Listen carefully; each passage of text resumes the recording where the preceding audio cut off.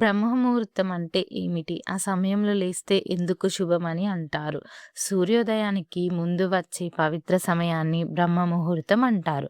సాధారణంగా సూర్యోదయానికి సుమారు 1 గంట 30 నిమిషాల ముందు ఇది ఉంటుంది. ఈ సమయంలో వాతావరణం చాలా ప్రశాంతంగా ఉంటుంది. గాలి శుభ్రంగా ఉంటుంది. మనసు ప్రశాంతంగా పనిచేస్తుంది. బ్రహ్మముహూర్తంలో లేస్తే మనసు పాజిటివ్ ఆలోచనలు వస్తాయి. ఏకాగ్రత మెరుగుపడుతుంది. రోజంతా ఉత్సాహంగా ఉంటుంది. ఈ సమయంలో ప్రార్థన, జపం, ధ్యానం చేస్తే అది ఎక్కువ ఫలితం ఇస్తుందని పెద్దలు చెబుతారు.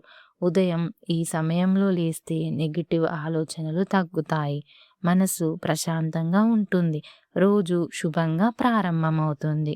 బ్రహ్మముహూర్తంలో లేవడం శుభమైన జీవితానికి మొదటి అడుగు.